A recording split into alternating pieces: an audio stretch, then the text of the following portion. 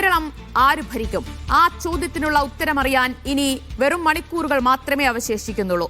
10 വർഷത്തെ ഇടവേളയ്ക്ക് ശേഷം UDF വരുമോ, അതല്ല LDF തുടരുമോ എന്ന് ഉറ്റുനോക്കുകയാണ് രാഷ്ട്രീയ കേരളം. പൂട്ടിയ അക്കൗണ്ട് തുറക്കുന്നതിനൊപ്പം മറ്റു ചില സീറ്റുകളും BJPയുടെ പ്രതീക്ഷയിലുണ്ട്. അവകാശവാദങ്ങളെല്ലാം നാളെ ഉച്ചയോടുകൂടി അവസാനിക്കും. പറയുന്നത് എക്സിറ്റ് പോൾ ഫലങ്ങൾ ഫലിക്കില്ലെന്ന് അദ്ദേഹത്തിന്റെ വിശ്വാസം. നാളെ അത് പരിശോധിക്കാം. 24 മണിക്കൂർ കാത്തിരുന്നാൽ മതിയല്ലോ. കാത്തിരിക്കാം. അവരുടെ അവകാശവാദം എല്ലാ ഇലക്ഷനിലും അവർ പറയുന്നതല്ലേ, അത് ആവർത്തിക്കും.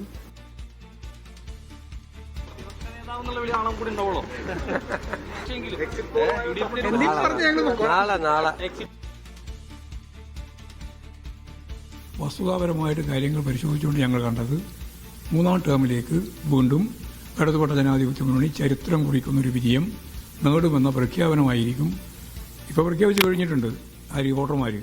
ഇനി അത് നമ്മുടെ ബോധത്തിലേക്ക് നാളെ എണ്ണി തിട്ടപ്പെടുത്തി യാഥാർത്ഥ്യമാവേണ്ടത് ചരിത്രം സൃഷ്ടിക്കും. ഉറപ്പാണ്.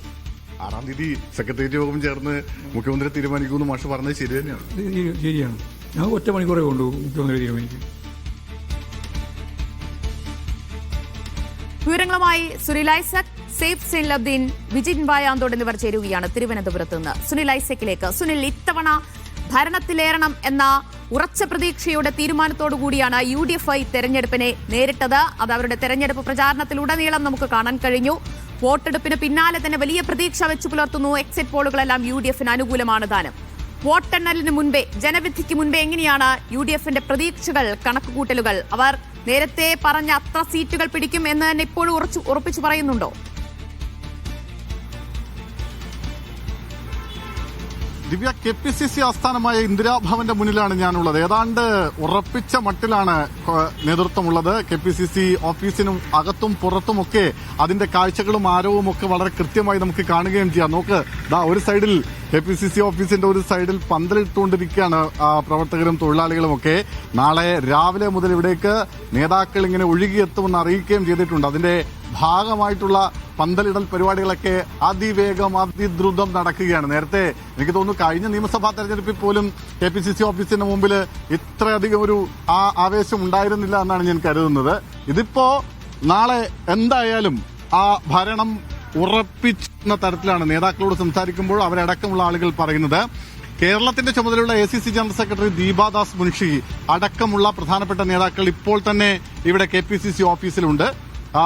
ഇന്ന് രാത്രിയോടും നാളെ രാവിലെയുമായി പ്രധാനപ്പെട്ട നേതാക്കളെല്ലാം ഇവിടെ KPCC ഓഫീസിലേക്ക് എത്തിച്ചേരുമെന്ന് അറിയിച്ചിട്ടുണ്ട്. KPCC പ്രസിഡന്റ് ഇന്ന് വൈകിട്ട് കണ്ണൂരിൽ നിന്ന് തിരുവനന്തപുരത്തേക്ക് വണ്ടി കയറും. രമേശ് ചെന്നിത്തല നാളെ ഉച്ചവരെ ഹരിപ്പാടാണ്. ഉച്ചയ്ക്ക് ശേഷം ഇവിടേക്ക് എത്തുമെന്ന് അറിയിച്ചിട്ടുണ്ട്. KC വേണുഗോപാലും നാളെ രാവിലെയോടുകൂടി ഇവിടേക്ക് എത്തുമെന്ന് അറിയിച്ചു. നേരത്തെ അടൂർ പ്രകാശ് UDF കൺവീനറോട് പറഞ്ഞപ്പോൾ അദ്ദേഹം പറഞ്ഞത് ഇടവേളയ്ക്ക് ശേഷം രാവിലെ 9 മണിയോടുകൂടി KPCC ഓഫീസിലേക്ക് എത്തിച്ചേരുമെന്നാണ്. അങ്ങനെ നേതാക്കളെല്ലാം നാളേക്ക് ഇവിടേക്ക് എത്താൻ തീരുമാനിച്ചിട്ടുണ്ട്. ഒരുപക്ഷെ ഒരു 11 മണിയോടുകൂടി AK ആന്റണിയെ പോലുള്ള മുതിർന്ന നേതാക്കളും ഇവിടേക്ക് എത്തും. അങ്ങനെ ഒരു ആഘോഷ സമാനമായ ഒരു അന്തരീക്ഷം ഇവിടെ ഇങ്ങനെ ഉണ്ടാകും എന്ന പ്രതീക്ഷയിലാണ് കോൺഗ്രസ് നേതൃത്വവും UDF നേതൃത്വവും ഒക്കെ ഉള്ളത്. അതിനവരെ സംബന്ധിച്ച് പല കാരണങ്ങളുണ്ട്. അതിൽ ഏറ്റവും പ്രധാനപ്പെട്ടത് 10 വർഷക്കാലത്തെ തുടർച്ചയായ LDF സർക്കാരിന്റെ ഭരണം, ആ ഭരണത്തിനെതിരായ ഒരു ജനവികാരം ഉണ്ടാകും എന്നവർ കണക്കുകൂട്ടുന്നു. മാത്രമല്ല ശബരിമല അടക്കമുള്ള വിഷയങ്ങൾ, STPI ബന്ധമടക്കമുള്ള വിഷയങ്ങൾ, അങ്ങനെ ന്യൂനപക്ഷത്തെയും ഭൂരിപക്ഷത്തെയും മുന്നണിയോട് അടുപ്പിക്കുന്നതിനാവശ്യമായിട്ടുള്ള രാഷ്ട്രീയ കാലാവസ്ഥ തെരഞ്ഞെടുപ്പിന് മുമ്പ് തന്നെ രൂപപ്പെട്ടിരുന്നു എന്നാണ് അവർ പ്രതീക്ഷിക്കുന്നത്.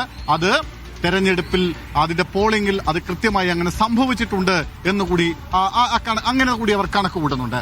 മറ്റൊന്ന്, ഏറ്റവും ഒടുവിൽ നോക്കൂ, എക്സിറ്റ് പോൾ പ്രവചനങ്ങൾ വരുന്നു, ഫലങ്ങൾ വരുന്നു. ഒരൊറ്റ എക്സിറ്റ് പോൾ ഫലങ്ങൾ പോലും പ്രവചനങ്ങൾ പോലും LDF അധികാരത്തിൽ വരും എന്ന് പറയുന്നില്ല. എല്ലാം UDFന് അനുകൂലമാണ്. അതായത് ട്രെൻഡ് UDFനൊപ്പം എന്ന് തന്നെയാണ്. ഇനി VD സതീശൻ പറഞ്ഞതുപോലെ അത് 100 കടക്കുമോ എന്ന് മാത്രമാണ് കാത്തിരുന്ന് കാണേണ്ടത് എന്നാണ് പ്രധാനപ്പെട്ട നേതാക്കളൊക്കെ പറയുന്നത്.